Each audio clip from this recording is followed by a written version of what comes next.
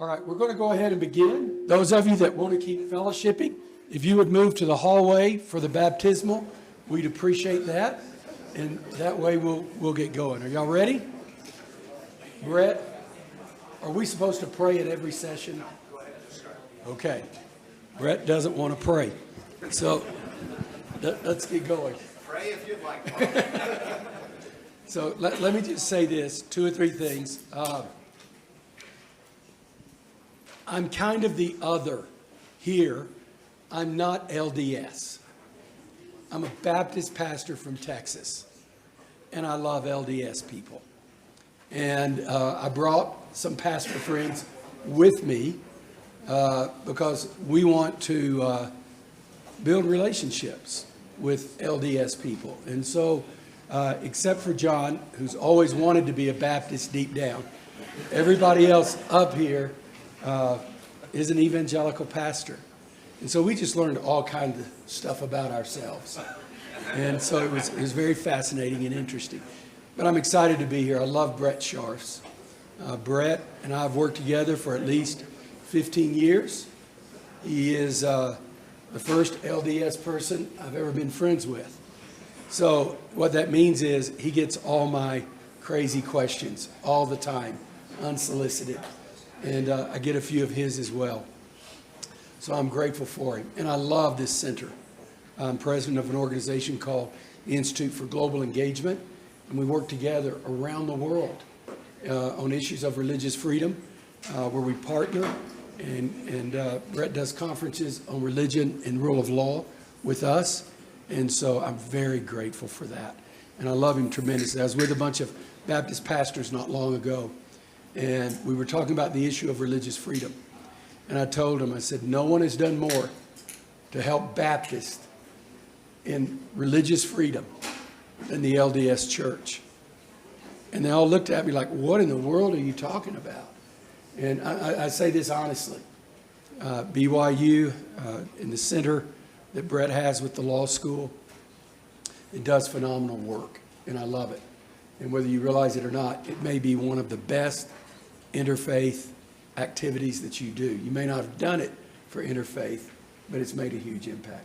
So thank you for allowing me to be here. I'm a pastor. You can read the bios in the brochure that explains who we all are. And we've been asked to talk about interfaith and peacemaking. How do the two relate? Not long ago, I was on a call with some people on the crisis in Sudan and what is going on. And a very prominent diplomat made the statement. He said, the key to solving this conflict is going to be how we get the religious leaders, pastors and imams involved in this. And I think he was right. And I later went to that country and we found phenomenal response in terms of being able to work together from the government, from the opposition, from the NGOs, from the religious leaders. We were stunned. But here's the bad thing. I'm curious, how many of you that are pastors, Micah, did you ever take a course in peacekeeping? Was it even offered at our seminary? Yeah, that's what the liberals did. Kevin, what about you? Did you ever? No. No. Make me feel better, John. Tell me LDS don't do that either for their religious training of leaders. The only classes we take are on peacemaking. Well, we don't. And so there's a problem with that. And it hit me about 6 years ago. The majority of what I do is peacemaking. But I've never had a class in it. I read one book about it that was boring. I just became friends with people, and there were conflicts, and we worked together to solve those conflicts.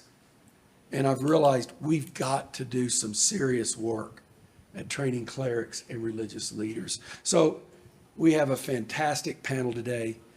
John Ammons worked at the United Nations with the LDS Church and worked at the area of interfaith.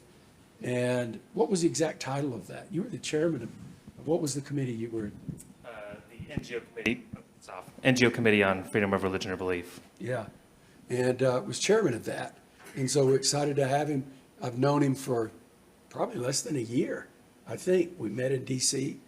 and grateful that he's here. And then Kevin Brown and I go way back. Kevin pastors a influential church in Philadelphia, deeply involved in inner city work, global work, works in the West Bank, works with Palestinians.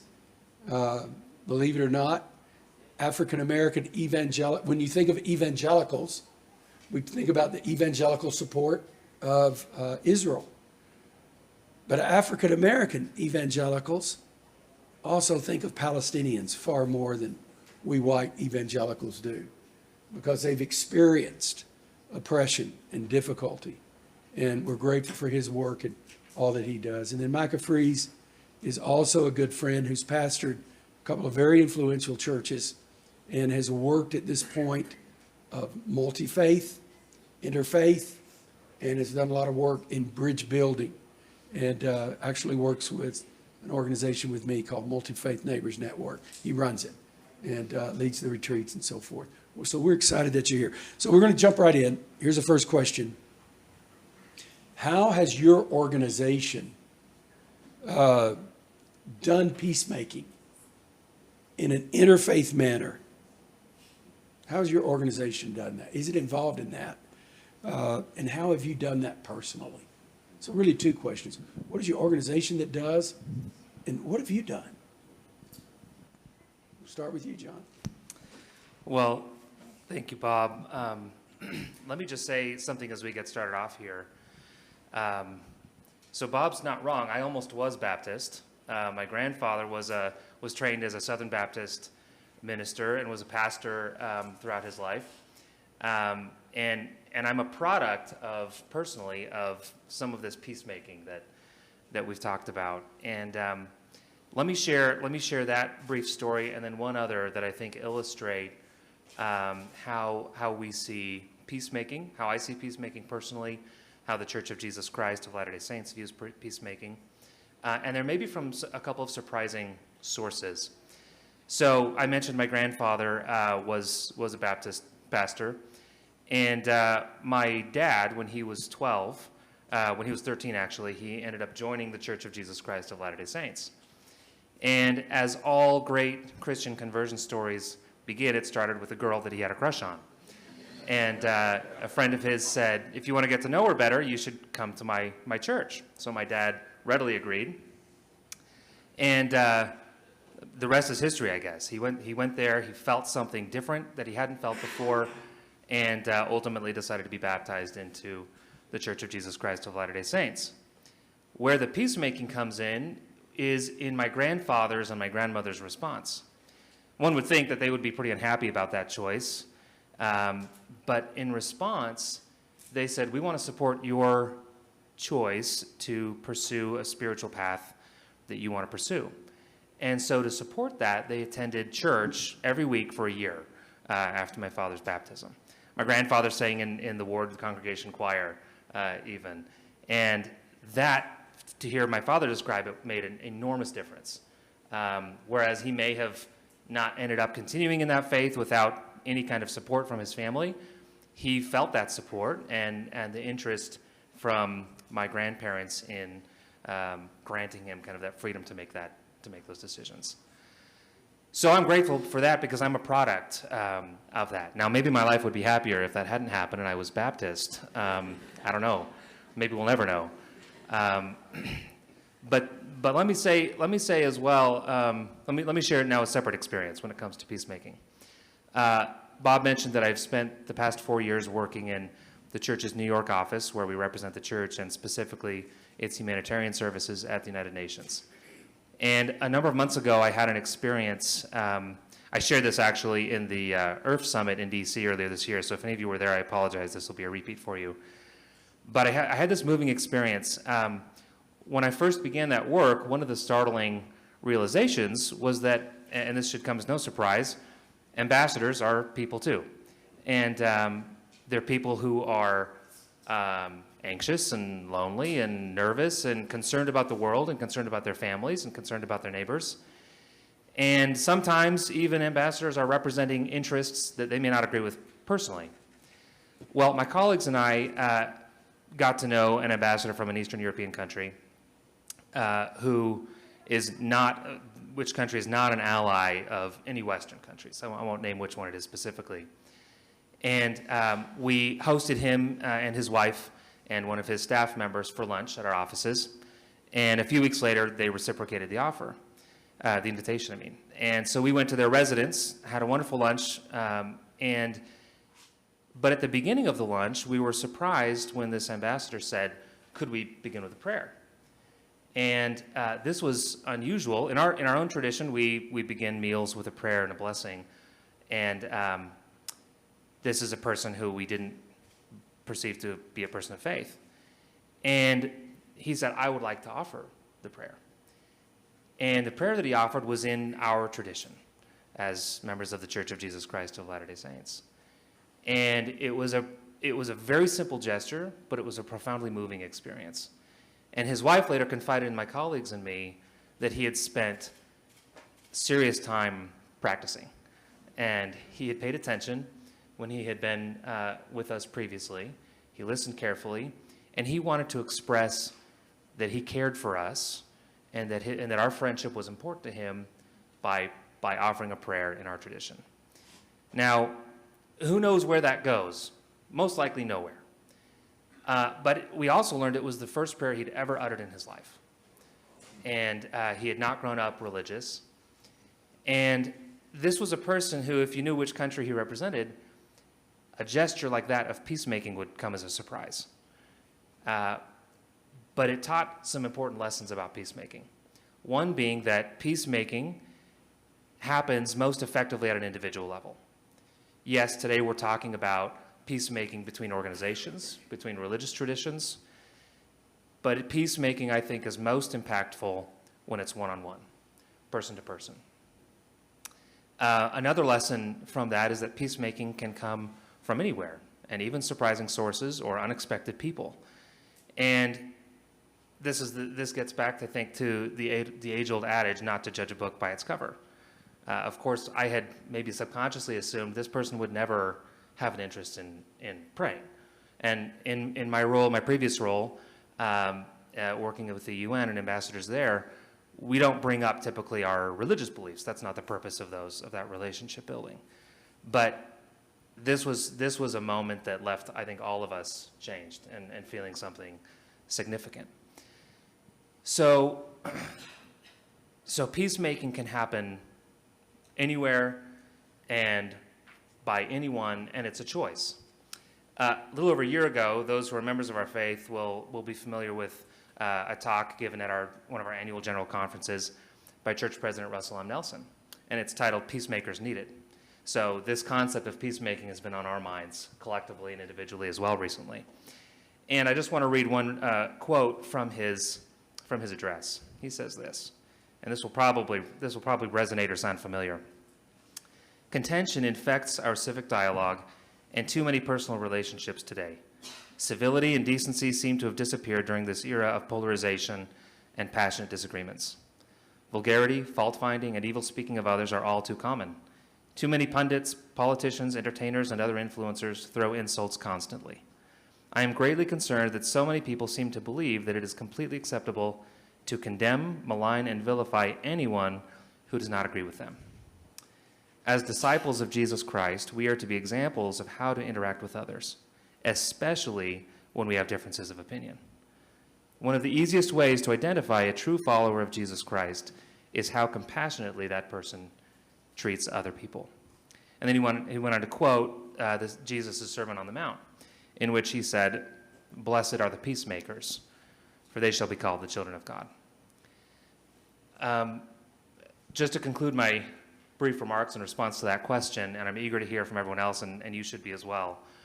Let me just say, I've known all three of these individuals for less than a year. Kevin and I met a few days ago, and I will tell you, these are the kind of people who, no matter how long you've known them, they make you feel as if you've known them your whole life. They are individuals of goodness, of integrity, and people whose sincerest and most personal desire is to be counted as true followers of Jesus Christ.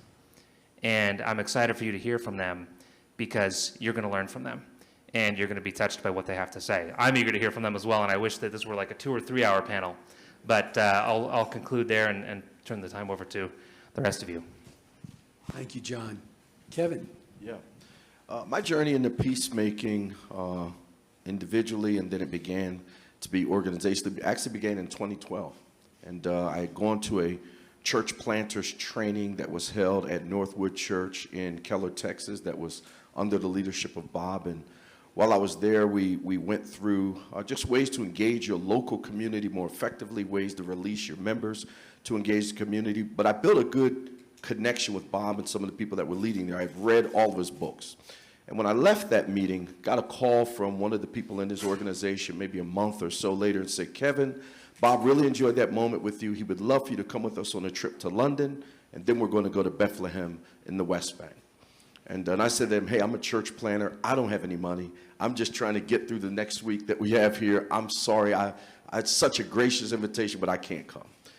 They gave a call back, though, and they said, hey, if you could come up with your flight money, Bob and the organization will handle your food and your accommodation. I said, I got enough faith to start a church. I definitely got enough faith to believe I can get there.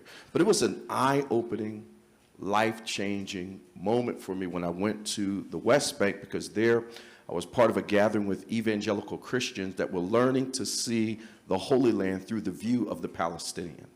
And so we sat with Palestinian theologians for a few days. We sat with theologians from around the world for a few days. And I kid you not, as I sat there as an African-American man, I felt like I was experiencing what my parents had talked about with the Jim Crow, Jane Crow South. I felt like I was experiencing what it is to be in Philadelphia, where if you're on City Line Avenue, if you're at the bottom of City Line Avenue, you can feel the economic conditions being different. You can feel the oppression slightly higher. But if you drive up City Line Avenue, you'll get to where St. Joseph's University is and where certainly communities of much more means. Being there in the West Bank, I felt like I was home in Philly. I had a deep experience generationally from what my parents had told me, but I had a deep experience personally from my own experience living in the Philadelphia area. And I realized that God was calling me and our church to that part of the world. And I think it'd be an overstatement in the midst of that conflict to say that I became a peacemaker, but I certainly became a bridge builder and building relationships with people of the Jewish faith and building relationships with people that were Palestinian Christians and Muslims. It wasn't long after that we brought our church over and began to do trips, just engaging that part of the world by bringing people based on their jobs, engaging with people that worked in that same industry or domain over in that area, and we began to build bridges and relationships. It was a full 4 years later, Bob, when I had a deep personal conviction that you're building relationship with Jews and Muslims and Palestinian Christians here on the other side of the globe. You don't know one Muslim at home. You don't have one relationship, meaningful one, with a rabbi at home. And I think you may have even challenged me in this in one of our conversations, but I began, it was right around that time when a newspaper in London had put out a comic that made fun or offended the Muslim community. And there was a shooting there at that newspaper. I think it was the Charlie Lido. I can't quite remember the event. But I used that moment to call an imam in my community because there was a lot of pressure, a lot of attention, and they were looking for all the Muslims to decry what had happened there in London. And I, as an African-American, had a sense of what that might feel like. Like, I am not responsible for every single other African-American person's actions and thoughts in the whole world, and you want me to denounce. I could feel that viscerally. And I called him. And I called him and told him just that. And he said, I'd like to meet you for coffee. And we met for coffee, and that imam has his mosque no more than 20 miles from where I am. And we not only became friends, he literally asked me to help him think through a career transition from leading the masjid that he was leading to actually a personal decision that concerned his family. That's how quickly and how deeply the relationship grew, because I found out that he had no real significant relationships in the area outside of the Muslim community. That led to me telling those stories from the pulpit. And that was the beginning of me introducing this to our church. And at first, I'll be honest, being an evangelical, I had people asking me questions, what is going on? Are we sliding in our faithfulness to Scripture? What kind of impact do you think this will have over time if you keep telling these kinds of stories? And I actually said to them that how will we live out the loving our neighbor, loving our enemy, as the New Testament calls us to, if I don't model what it looks like to have relationships with who we would call the other? And so I continued to have some of those brave conversations, and then received an invitation in 2016 during one of the most polarized moments in our country to join a small delegation of pastors, imams, and rabbis to travel to the United Arab Emirates. And I ended up going there with the most recognizable imam in the Philadelphia region. This imam had helped transition Masjid Allah from a very black nationalist kind of view of Islam to a more Quranic-centered Islam. He was a major leader. It had death threats and everything. And I traveled with him and went to the United Arab Emirates at Bob's invitation. And then also one of the most significant rabbis in our area also went from a large congregation that was in the city of Philadelphia. They do significant peace and bridge building work in our area. So the three of us went, representing Philadelphia. And it was in those meetings that we began to build on the relationships that we worked on locally, and we all became friends. And in that moment, we had made some agreements that when we got back home at the convening of that group, that we would go back home and begin to now move from just us knowing one another to our congregations knowing one another. This was the transition for us. And we literally, want to interrupt me? And we literally met at the three most significant places in the Philadelphia region for our respective faiths. In the city of Philadelphia, there is the American Bible Society, has their national headquarters there. And we met there and brought them there with a view of the Ben Franklin Bridge. We filled a room with Christians, Muslims, and Jews, and I talked to them about what Christians believe. Then we went across the street to the museum a couple of weeks later of American Jewish History, which is a major building in the Philadelphia region. We met there, and Rabbi Eli Friedman talked about what Jews believe.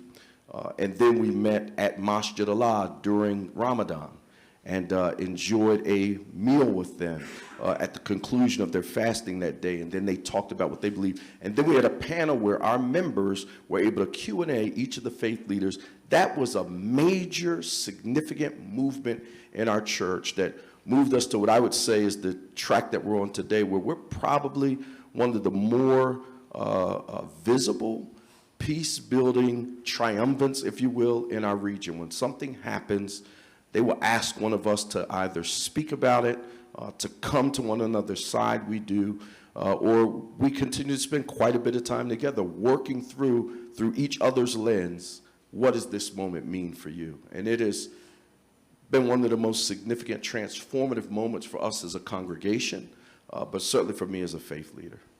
Kevin said something, I don't want you to, could you turn me up, sir?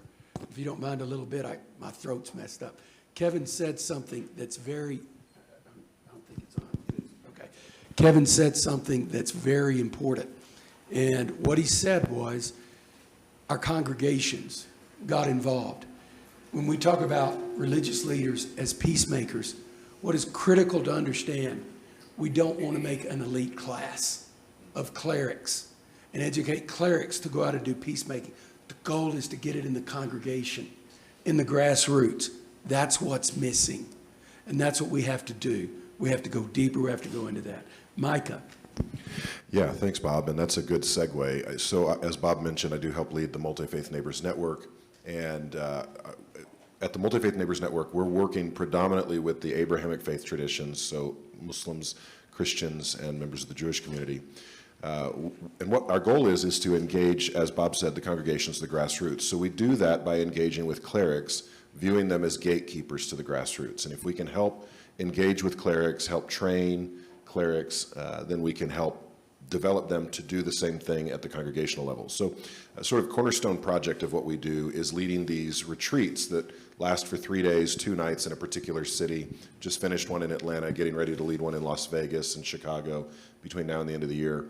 And as we lead these retreats, what we're doing is we're bringing clerics together. And during the retreat, there's 3 30-minute lectures, but the vast majority of the retreat is actually a collaborative exercise. Some of them are done as multi-faith triads, where we have Muslim, Jew, and Christian together, thinking through strategic opportunities to be able to serve together. A lot of it's done as distinct religious groups, and this is a distinction between us and maybe other groups. We lead with difference, and this is important. Often, particularly among evangelicals, it's hard to get them into interfaith, multi-faith spaces because they're terrified that they're going to be asked to sacrifice theological distinctiveness. And I heard someone say this just this week. We need to sort of set aside some of our doctrinal distinctives so that we can rally together. I could just as easily maybe cut my arm off as I could lay aside my doctrinal distinctives. It's who I am. And in fact, our doctrinal distinctives are what drives us to the table. It's why each of us are there, whether we're Christian or Muslim or Jewish. We don't want to ask anyone to lay aside those doctrinal distinctives. So we're not trying to rally together around common belief. We're trying to rally together around an idea that every person has dignity, worth, and value. So we bring these people together around this common idea that every person has dignity, worth, and value, the right to practice their faith freely. And we do these exercises with the end goal being that we would develop authentic friendships between people of otherwise different, often irreconcilable theological belief. And this is important because the end goal is not agreement always. The end goal is collaboration and relationship. And collaboration and relationship are not contingent upon common belief or agreement. I often disagree with my children. I have a 20-year-old, an 18-year-old, and a 17-year-old. I often disagree with my children. But I throw myself in front of a bus for them because I love them. And so I heard someone say recently, we need a little less emphasis on advocates and a little higher emphasis on friendships, which is what we're trying to do. Friendships persist in the midst of substantive disagreement. So Bob asked us to give some examples of how this sort of peacemaking has happened in our organization. I want to give you just a few things that have happened in the last year or two through these retreats and the relationships that have developed. One was in the Pacific Northwest, where some clerics that we had worked with, an imam in particular, his masjid was burned by a white supremacist. And that imam, I talked to him just a few days afterwards, and I expected sort of devastation and discouragement, and I got the exact opposite. I got this encouraged response from him. And he said, Micah, from the time the masjid was lit on fire to the time I went to bed that night, I had 5 pastors contact me and offer me the keys to their congregation to say, until you can rebuild, you have a place for your people to pray. And it was so powerful to him and moving to him that they would care for him. They weren't agreeing with his theology.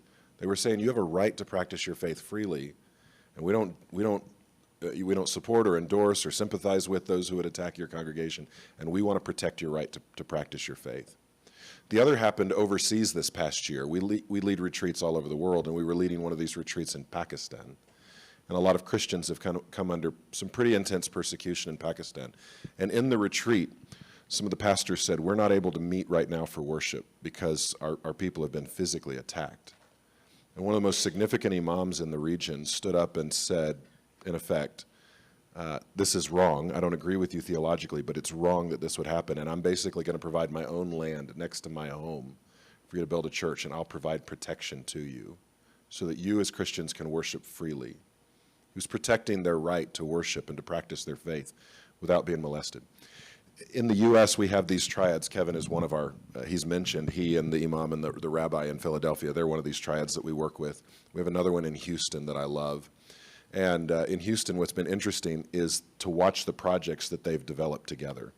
They do a project every year called Competing in Goodness, where they take the synagogue, the mosque, and the church, and they do a series of service exercise to see who can compile the most resources for those in need in their community. So they literally compete in goodness, and they tally it up, and they have a winner each year. They also take a group of their young adults, college students, teenagers, and they do a kickball tournament on a regular basis. And that seems trivial. But the truth of the matter is, when we relax and we lay down sort of our barriers that exist between us and we have fun together, it helps establish authentic relationships with one another.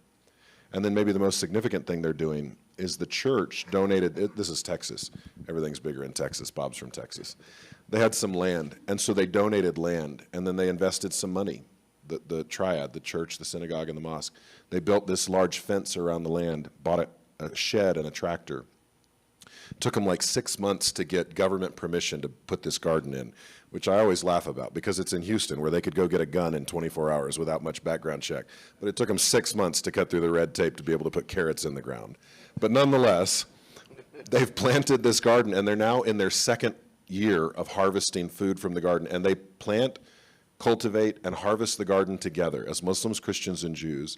And all of the fresh vegetables are distributed by a Catholic distribution facility in the city and go to feed people who don't have access to fresh vegetables in a food desert in urban Houston. These are all practical realities that are coming out of these partnerships between evangelical Christians, some of whom are like Kevin that are African-American evangelicals, but the majority are white evangelicals, Muslims, and the Jewish community. And this has been tested since October 7th. The relationships have been tested, and the intensity has ramped up, and yet we're seeing Houston is a really good example. Kevin in Philadelphia is a really good example where the tension and the stress has been high, and yet they've persisted in their relationship and their projects together, serving in the community. So if I could just say a couple things as I close that we've learned out of this. Number one, everybody loves peacemaking in theory. Very few people love peacemaking in practice. And the reason is because peacemakers stand between two warring factions, and they catch the flack from both sides. If you're going to commit, peacemaking sounds so romantic in theory, but the truth is it's gritty, it's dirty, it's hard, and it's painful. You know, we look at peacemakers right now almost in our culture as weak. Peacemakers are the strongest people in our culture. It is hard to do peacemaking. And not to, right now the popular concept is to force peace through strength. That's not authentic. As a parent, I can force my children to do certain things. That doesn't mean their hearts have warmed to me or my position. We want to see peacemaking through relationship, and it's hard. So number one, let's be honest about what peacemaking is, and let's call people to something higher than themselves, the hard work of peacemaking. Secondly, I would say, let's not try and rally together around theological uniformity, but let's rally together around a common view of dignity, worth, and value that all of us share about the other. The other thing I would say is that I heard this recently, and it really has stuck with me. As a person who works in multi-faith, interfaith spaces as my primary responsibility, I'm not that interested in people who love interfaith. I'm interested in people who love their faith, and their faith compels them to engage with people of other faiths. I want people who own their theological and doctrinal distinctives, who care deeply about the other, and who want to find ways to, out of their faith, engage the rest of the community. So I think we'd be in a better shape if we could, in a better position for the future, if we could become the kind of people who advocate in that direction. I'm going to ask you about 5 questions and just brief answers. Just take about a minute, maximum of 2 minutes apiece. First one would be, between the issue and the relationship, which is most important, John? I would say the relationship, because without the relationship, you might never get over the issue, but with the relationship, you can navigate any challenge and any conflict. Yeah, I'll just leave it at that. That's. You know, John, you mentioned earlier the diplomat you were working with. I would just encourage you and say, God is probably going to use that in that relationship for something that's going to happen down the line that he knows about. So something good is going to come from that, I promise you. Yeah. KB? Certainly, I would say the relationship, and admit that oftentimes the temptation is to win transactionally. And when we lose transactionally, to want to draw back because our metric is we get our will. But I've certainly found that the relational, even though it may not yield the fruit that we're looking for in the immediate, certainly over time, it builds a kind of resilience and depth that really has allowed us, in my experience, to come together and do some very meaningful things. And then when we caught flack together, we were able to respond and defend one another, which had exponentially more fruit than it would have had if I had won my transactional moment. So certainly I would say relationship. What about you, Micah? Yeah, and I would agree with both of the other guys. I would say we live in a cancel culture moment. Ryan Burge did a really good job a few minutes ago describing how both the left and the right are embracing this theory. But there's going to come a day where all of us are lying around someday on our deathbed, and we're not going to look to the people who shared a common view of politics to be at the bedside with us. We're going to look for our friend. And friendship transcends everything else. And so if we can develop deep, lasting, authentic relationships, we can work through issues. But if we don't have relationships, we can't work through issues. Friendship has to transcend. Is peace building something that just happens on occasion, or does it happen very much in your life and in your work? I think peace building is it's a choice, and it's a lifestyle, frankly, and it's a choice that you make on a daily basis. It's not, as Kevin talked about, it's not a transactional event. It's not a single thing. Peacemaking, peace building is I think should be and has to be a lifelong commitment. You're either in it or you're not. And because real peace building isn't about transactions, it's about long terms. And something Kevin said a minute ago made me think about how relationships are the harder and the longer term investment. And long term investments typically require patience, and it requires you to wait and see the return. It doesn't happen immediately. So yeah, just echoing what Kevin said a moment ago. KB? Is peacemaking. What did I ask you? How did I word it? Is it something that happens all the time, or is it just an occasional thing? Yeah. I'm 66. Yeah, I have to admit that in the beginning, because I thought that the investment and the opportunity for loss was so high, that it was something that I did sporadically. I still carried at the highest metric the growth and the flourishing of what I was working on in my local community and our faith community. But over time, probably the most transformative thing for me has been to lean in and to extend myself in moments when it was probably most difficult. So over time, it has become something that is a daily part of the rhythms of my life. Micah had referred to it briefly. Right after October 7th, I'm in relationship with a very prominent rabbi in the city of Philadelphia and a very prominent imam in the city of Philadelphia. When October 7th happened, they both ran to two opposite sides of the room. And I realized in that moment that as a Christian, more than I'd realized before, it was very much, blessed are the peacemakers, for they shall be called the children of God. It was a moment when I could have sided with one of them or just stayed away from it.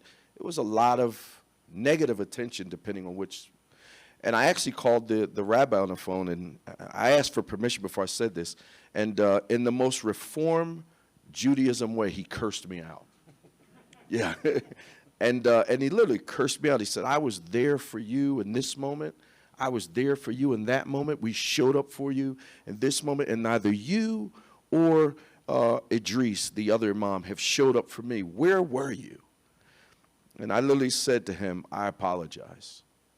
I was taking more time to think through my own thoughts and position on it than to put your humanity and what you're experiencing before that. In that moment, began to make it even more so something that is woven into who I am as a man more than who I am as a public cleric.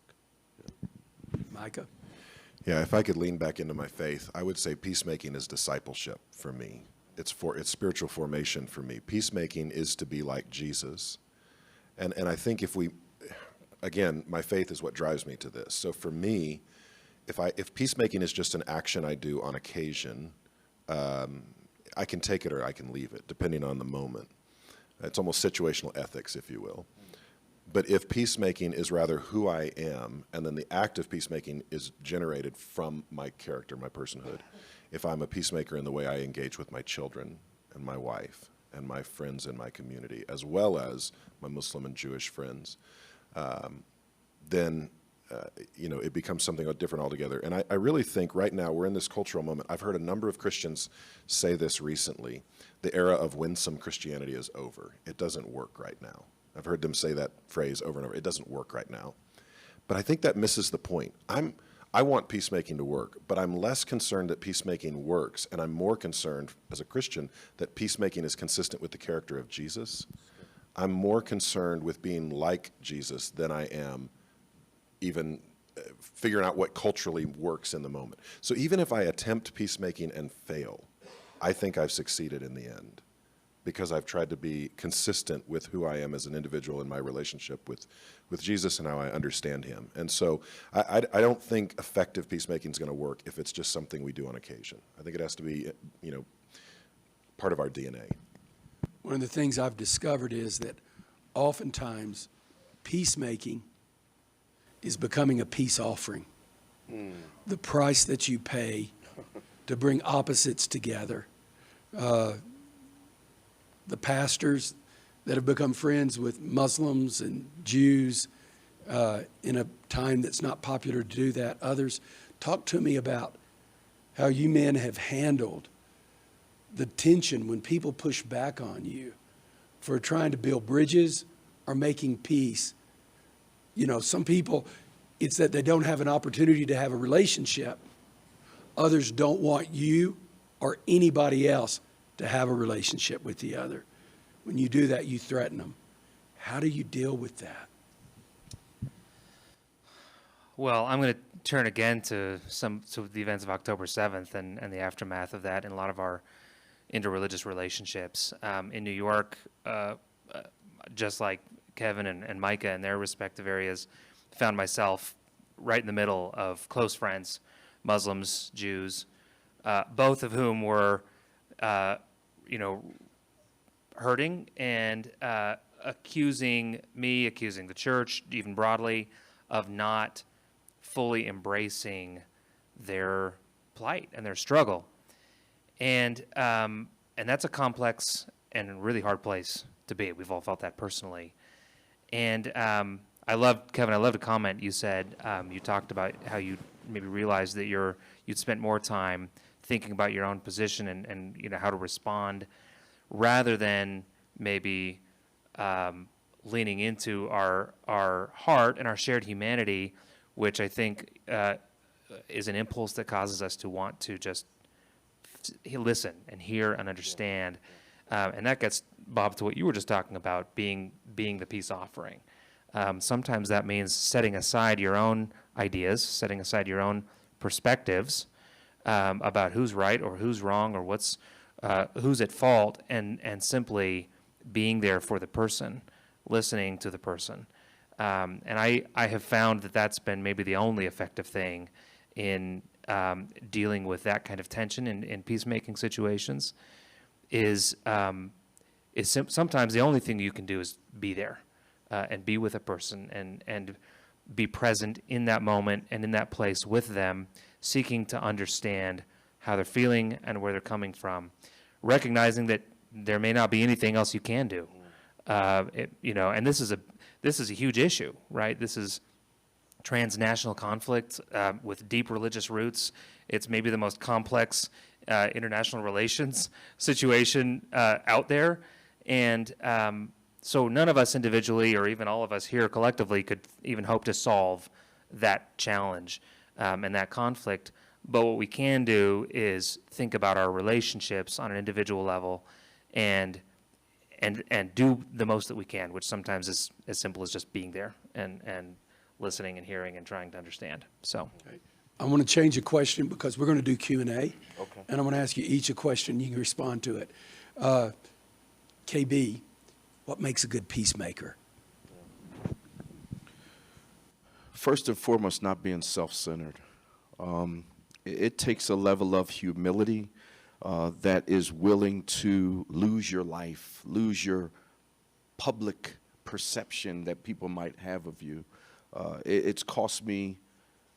People have asked, am I still an evangelical? Is Kevin still a follower of Jesus the way we understood him to be, because of some of the relationships that I had and the public portrayal of some of those relationships? So I literally lost my life, and I think it takes a tremendous amount of moment-by-moment humility to do that. And so I'm really reminded of the portion of Scripture that says, he that loses his life will find it. you know, and he that tries to find or hold on to his life will lose it. I've experienced that in micro ways and some macro ways over and over and over again. Micah, talk to me about the role of patience and listening in peacemaking. Bob asked me this because he knows I'm not the most No, patient be or quiet. listening person. This is not time to confess. Just stay with it. Yeah, here's what I would say. This speaks to what Kevin just said about humility and having genuine affection for other people, a genuine desire. I have found, as an evangelical, you know, we love to share our faith. It's sort of part and parcel with who we are. But evangelicals have spent so much of their life being taught how to initiate and engage conversations and dominate the conversation. I found over the years that the best way to engage in conversation is to just query the other individual. Would you tell me about what you believe? Help me to understand how you arrived at it. And that requires a certain level of self-discipline, learning to shut your mouth and listen well. But when we listen and when we have that level of patience, we are non-verbally affirming the value of that other individual. And we're non-verbally non-verbally demonstrating our affection for them. I think those of us who strongly believe in what we believe in and want others to believe it, and that's probably most of us in the room, have a desire to win arguments. And I think we have to shift our focus from trying to win arguments to trying to win hearts. And they're two different things. And inevitably, when we win hearts, we often end up winning arguments over the long term, but they end up being lasting convictional transformation. So, yeah, there's more I could say to it, Bob, if I could think through it a little bit, but I think that's the key. All right. Just a second. We're going to let you ask Q&A. So if y'all would get the microphones ready. And while they're doing that, I've had the privilege of knowing Brett for many years. And a few years ago, I got to know a man named Bill Bennick. See, yeah, he's here. I saw your wife, but not you. And one of the things that was heavy on my heart is, as evangelicals, how do we disagree with people and still build those relationships so we can work on solving problems together? And I thought, what is it that I can do that with Muslims and Jews, which is very hard? But LDS, my views, the way I was raised, not healthy at all. If we're going to disagree on theology, let's disagree. Why do we have to vilify one another? At the end of the day, we just disagree. And that's why we're here. We're trying to step our foot into the water to say, number one, forgive us for hurt that we've caused you. Things maybe we said that were harsh and uncalled for. It's not right. Don't ask us to leave our faith. We'll never ask you to leave your faith, even if you were a Baptist. Bad decision. You should have stayed with it. But it starts with relationship, and I've had it with Brett, and I've had it with Bill. He's got me reading the Book of Mormon, and I'm not going to convert. I'm just telling you, don't get your hopes up. I told Bill, we'll have these long lunches, but it ain't going to happen. But I am curious, as I move deeper in relationships with LDS, I need to understand it. And I loved our lunch yesterday with Milt and his wife. Man, we just got out of control, and we're asking all the questions you're not supposed to ask. But there was a sense of safety at that room, and we could do it and not feel like they're going to think we're weird or they're not going to think we're weird. And that's how we move forward. Because here's the reality. All religions are now all places. And there's not just Mormons up in Utah. I understand we even have Baptists here in Salt Lake City. Be nice to them. There's actually Baptists here. And all I'm saying is we've got to learn to work together. One final thing in the questions. I think the value of any faith has to be measured, not just by what it does for the adherents of its faith, but what value do you bring to people outside your faith? And I think that's what peacemaking is about. So Q&A. If you have a question, this young lady here, I saw her hand first.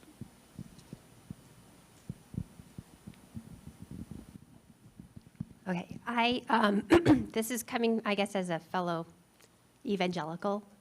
Question regarding, Micah, you referenced really taking on your cues from Jesus in terms of what peacemaking is, and I think both you and Micah had referenced even Matthew 5:3 or Matthew 5 in that passage. I'm curious because I also, in referencing Jesus, I think of Ephesians, of the peacemaking that Paul talks about Jesus doing in bringing those who are near and far off through the blood of Jesus and through the cross to reconcile to God.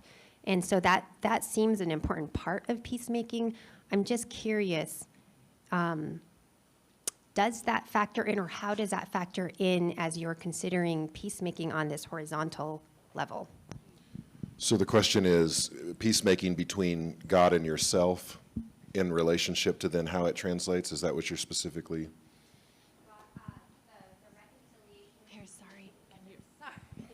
So in that passage, I hear this emphasis on the reconciling of humanity to God. Yes, Through the yes, cross, through the yes. person of Jesus. Yeah. Yeah, so that this gets at what I was trying to say earlier, that I want people who are strongly committed to their faith because their faith is what drives them to their activity. So for me, and even in response to Bob's question a minute ago, personal peace is necessary to then be a person of peace who is engaging in peacemaking activity. So, as an evangelical, as a Christian, this reconciliation with God that I believe comes, through the blood of Jesus and the atoning death of Jesus on the cross is, in fact, what then enables me, what drives me to this act of engaging in peacemaking with those who are outside of my faith tradition, those who I may disagree with it. And make no mistake, I'm an evangelical. I want everybody to believe in Jesus just like I do. And I would love it if everybody would, and I'd certainly give me an opportunity. I'll try and convince you of that. But I also believe strongly enough in the dignity, worth, and value of every person and the right to practice their faith freely, and the reality that all of us will stand before God and give an account before Him, that I'm going to defend everyone's right to engage from their faith tradition. So that's to say, I believe that that peace that comes between me and God drives my peacemaking activity. That's going to drive how I do it.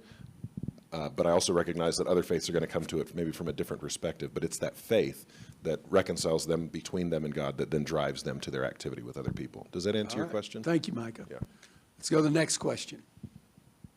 It's not so much a question as it is a comment that it seems to me that in your different ways, you have each talked about the need to extend grace to each other, extend grace to the other, and that to the extent that we can work on that for ourselves, it's kind of personal work, that we are going to be more effective peacemakers. Am I understanding you correctly?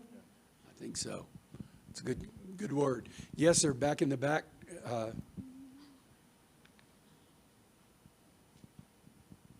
It's very important what you said, ma'am. It's very important.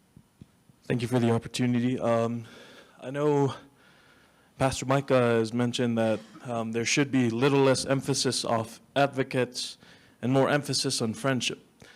You've also mentioned how Mr. Ryan Burge has mentioned cancel culture in the youth. And standing here, I think I'm representing all youth, seeing as I'm not sure, but I like to think of myself as youth, even though I'm in my mid-20s. But how would you teach that peacemaking concept to younger generations, as we are the ones who constantly push this cancel culture? Just thought to bring that up there. KB? Yeah. I think we have to start with what the essence of what it means to be a follower of Jesus. And our sister had referred to the text in Ephesians, and in the text in Ephesians, Jesus is modeling to us what it looks like to truly be obviously a follower of Jesus. And in that, not only are we being reconciled to Jesus, but Jesus is reconciling us to one another. He literally is showing us the inherent value in the other by laying down his life for the whole world. And so when it comes to cancel culture, I think we should be more in the place where Paul talked about, I'm crucified with Christ, nevertheless I live, yet not I, but Christ lives in me.